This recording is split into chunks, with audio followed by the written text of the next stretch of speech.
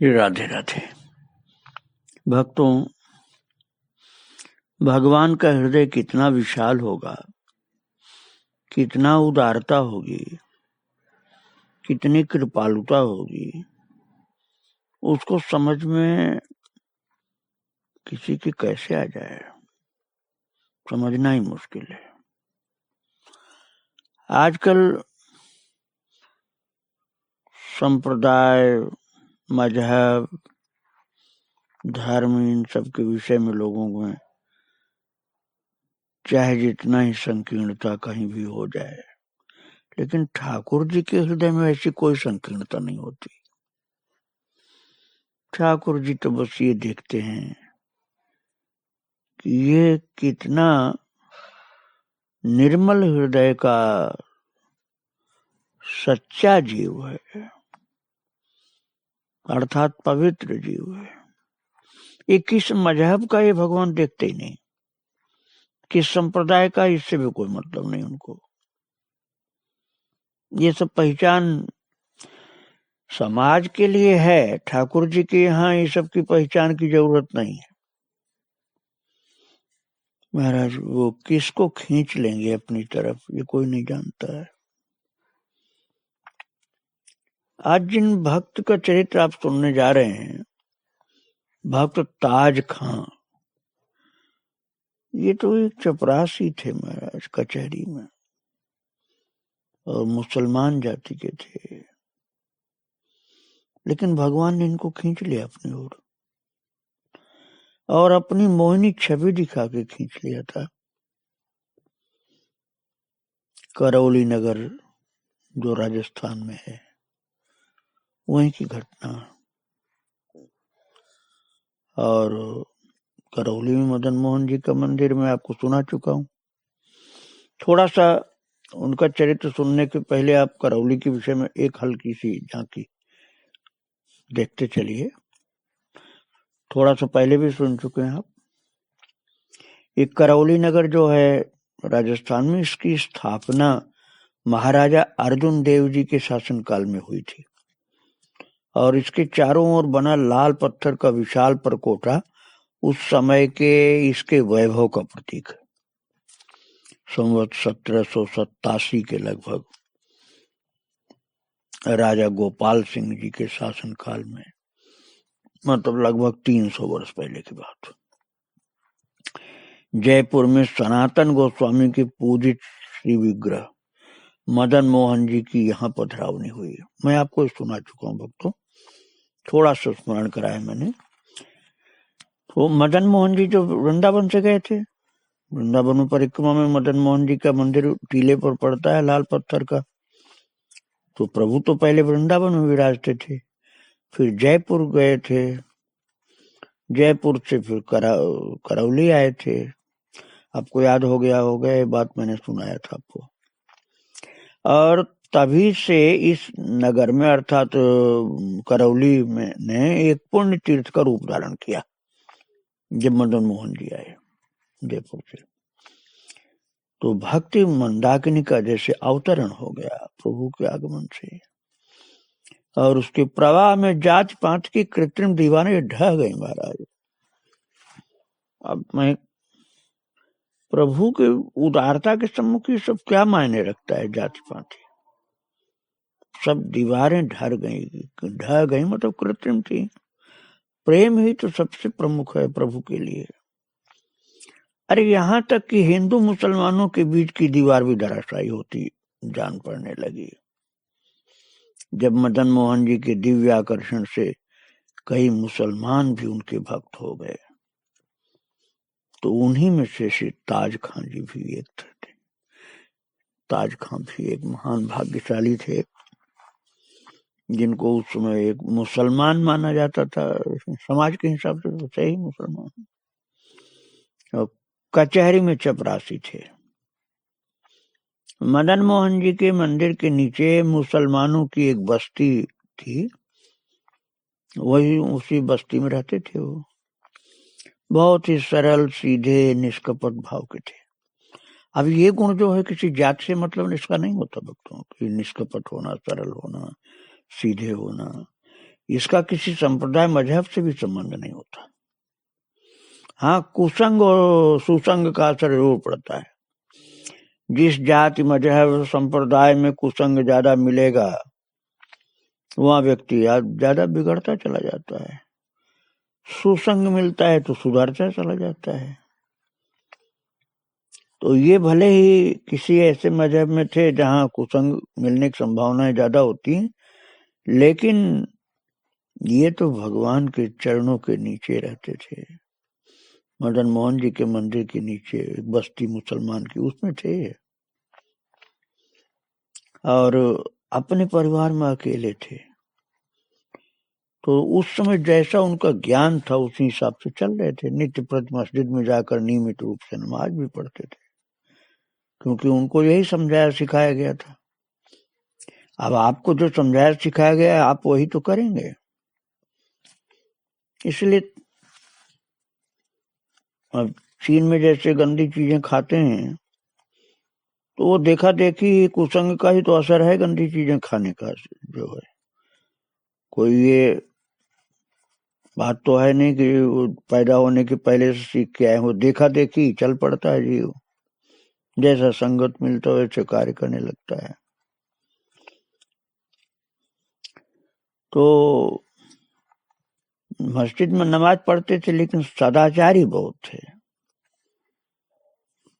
उनका अधिकांश समय कलमा कुरान नमाज पढ़ने में व्यतीत होता था और मुसलमान लोग उनको एक अच्छा मुसलमान समझते थे। मुसलमान लोग उनको एक सच्चे मुसलमान के रूप में जानते थे, मानते थे।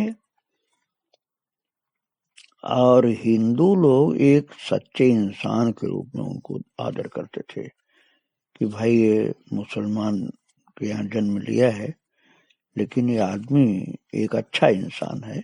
ये हिंदुओं के मन में उनके लिए धारणा थी। अब कैसे ठाकुर जी खींचते हैं उनको अपनी भक्ति के प्रवाह में। अब आप ही देखो, एक दिन की बात है, उनको कचहरी से एक संदेश लेकर मदन मोहन जी के गोस्वामी जी के पास जाना था, क्योंकि भेजा गया था, उनकी नौकरी थी ऐसी कि कचहरी से एक संदेश लेकर के मदन मोहन जी के गोस्वामी के पास भेजा गया। तो उन्होंने मंदिर की ड्योढ़ी पर जाकर के ड्योढ़ीदार को आवाज लगाई और उसी समय कचहरी की ओर खुलने वाली खिड़की से उन्हें मदन मोहन जी की एक झलक दिख गई। अब आप देखिए कितने तो ऐसे लोग तो हैं जो झलक जिनको दिखती ही रहती।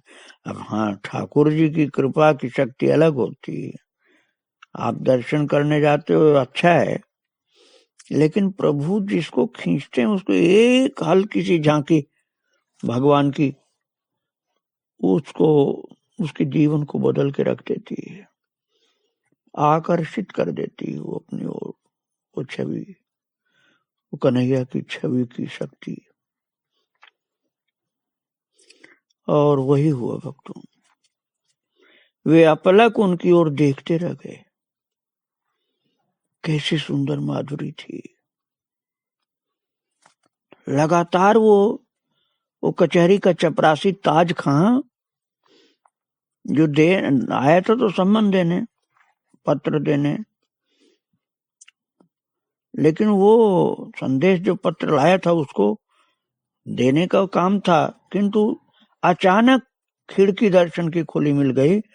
बस ठाकुर जी ने खींच लिया उसको और वो छवि को देखने में उसकी निगाहें अटक गई बिल्कुल। उसने देखा माथे पे मोर मुकुट सुंदर प्रकाश रहो, कौन कहे सुघराई वक्र बनी मोहन की, सुंदर कपोलन पे छिटक रही कारी लट, मत मनहारी प्यारी लागे अति सोहन की, गंगा दत्त धारे गिरधारी गल सुंदर अति, मोतिन के हार विलसत द्युति जोपन की, बाएं अंग श्यामा विराजे अंग दाएं ललिता, मन अटकायो ऐसी मूर्ति मदन मोहन की। मदन मोहन की छवि जो थी उसका वर्णन इस तरह से एक कवि ने उनके जीवन चरित्र में ऐसा किया। माथे पर मोर का मुकुट था, अद्भुत चमचमाती हुई पोशाक थी, बड़ा प्यार भरा आकर्षण नेत्र में, सुंदर कपोल पर छिटकी हुई लटें थी और गले में सुंदर सुंदर मोतियों की माला चमचमा रही थी और बाएं अंग में श्यामा और दाहिने अंग में ललिता जी। ऐसी अद्भुत बांकी झांकी थी कन्हैया की जिसने खींच लिया ताज खां का मन। और ताज खां का मन भी ऐसा अटका कि बस उसी छवि में अटक के ही रह गया। उनकी निगाह कहीं दूसरी ओर जा ही नहीं रही, वो लगातार देखते ही रह गया। ये चपरासी जो था कचहरी का, ये भूल गया कि वो कचहरी का चपरासी यहाँ पत्र लेकर आया है। महाराज एक टक देखता रहा। इतने दिन कलमा कुरान और नमाज पढ़ने का जैसे उसको आज भगवान ने फल दे दिया। जो तुम आज तक कसरत करते रहे उससे तुम्हारा चित्त शुद्ध हो गया, क्योंकि तुमने गंदी चीज नहीं खाया, गंदा आचरण नहीं किया, किसी को सताया नहीं। जो भी तुमने पाठ किया है, कलमा कुरान नमाज पढ़ा, वो तो एक बहाना था। किसी तरह से तुम्हारा मन निर्मल हुआ, पवित्र हुआ, क्योंकि तुमने अपने जीवन में किसी को सताया नहीं, गंदी चीज खाया नहीं, ईमानदारी से अपने काम में लगे रहे। ठाकुर जी ने जैसे इसी सब को फल उनको दिया। और सबसे बड़ी बात तो ये कि अपनी कृपालुता से आकृष्ट कर लिया। कर्मों का फल इतना बड़ा कहाँ हो सकता है कि भगवान की भक्ति मिल जाए। ये तो प्रभु रीझ जाते हैं जिसके ऊपर, तो दे देते हैं अपने आप को। उन्होंने गोस्वामी जी के लिए लाया हुआ जो संदेश था जोड़ीदार को दे दिया और लौट लौट कर बार बार मदन मोहन की ओर देखते हुए आंखों में आंसू आ जाती थी। वो छवि देखते थे मदन मोहन की, फिर आंख में आंसू आ जाती थी। अब उनको कचहरी की ओर तो जाना था, पत्र दे चुके थे, इसलिए कचहरी की ओर तो गए महाराज, लेकिन मन तो वहीं मंदिर में रह गया। अब वो कचहरी में होते हुए, घर में होते हुए या मस्जिद में होते हुए, चाहे जहां होते थे, उनका मन वहीं मंदिर में ही रहता था, भगवान की छवि के साथ। वो उलझ करके रह गया था मन उनका मदन मोहन की काली घुंघराली अलकों में, प्यारे प्यारे केशों में, प्यारी प्यारी छवि में। और जब प्रभु ने वहां अटका लिया था तो क्या वहां से निकलना संभव था? वहां जो एक बार उलझ गया वो वहीं होकर रह जाता है। नारायण ब्रजचंद्र के रूप पयो निधि माहि, डूबत बहुत एक जन उछरत एको ना। नारायण कवि ने कहा है, संत ने, भक्त ने, कि ठाकुर जी के रूप समुद्र में जो डूबता है फिर वो उछलता नहीं, उसमें डूबा ही रह जाता है। और भक्तों, यही घटना घटी थी। अब उनका मन उससे निकल ही नहीं रहा, ताज खां का। श्री नारद जी महाराज ने भक्ति सूत्र में कहा है, प्रभु का सच्चा भक्त कौन हो पाता है, कैसे हो पाता है? तो कहते हैं, मुख्य तस्तु महत कृपया भगवत कृपा ले साधुआ। मुख्य रूप से तुम संतों की कृपा से होता है, लेकिन यदि प्रभु कृपा करें तो भगवत कृपा ले साधुआ, भगवान की एक लेश मात्र की कृपा से ये कार्य हो जाता है। और अब तो ताज खां हर समय मदन मोहन के ध्यान में डूबे रहते थे। ध्यान में डूबे रहने का मतलब आप ये नहीं समझना कि ध्यान की प्रक्रिया के हिसाब से बैठ करके और नेत्र बंद करके विधिवत ध्यान करते थे, ये बात नहीं। ध्यान में डूबे रहते तो मतलब याद में, प्रभु की याद में, स्मृति में, प्रभु की याद में, स्मृति में खोए रहते थे। खाते पीते सोते जागते ध्यान करते नहीं थे बैठ के भक्तों, क्योंकि उनको पता ही नहीं था कि बैठ के ध्यान करना चाहिए।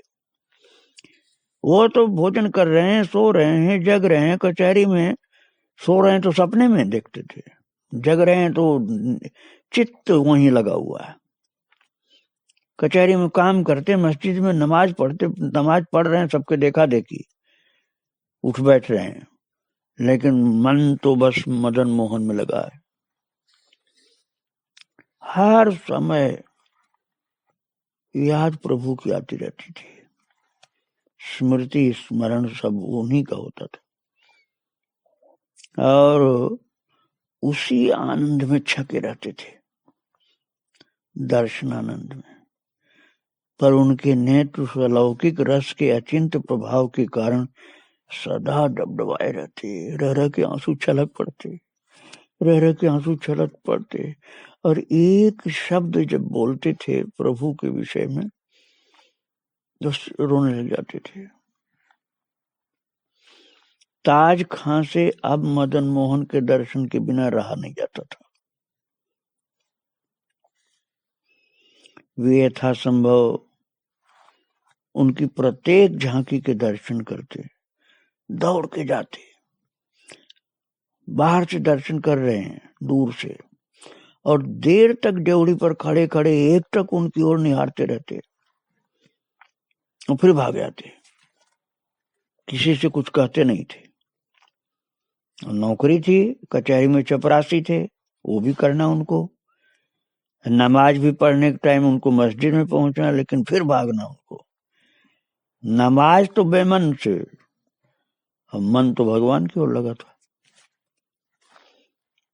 मदन मोहन जी के दर्शन में इतना मन लगा था कि दर्शन छूटता नहीं था, छोड़ते नहीं थे।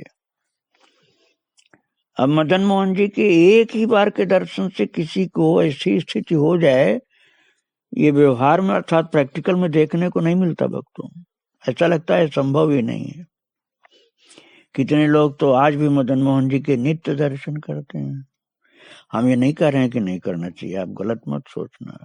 नित्य दर्शन बांके बिहारी का लोग करते हैं, करौली में मदन मोहन जी का करते हैं, द्वारकाधीश का द्वारकापुरी में करते हैं, जगन्नाथपुरी वाले जगन्नाथ जी का रोजाना दर्शन करते हैं। जहां जहां ठाकुर जी की जो जो छवि है, जिस जिस तीर्थ में है, अयोध्या वाले कनक भवन बिहारी का रोजाना दर्शन करते हैं। बहुत अच्छी बात है, करना चाहिए। पर उनकी एक झांकी का दर्शन करते ही जीवन में ऐसा प्रेम का नशा छा जाएगा, ये सबके लिए नहीं हो पाता है,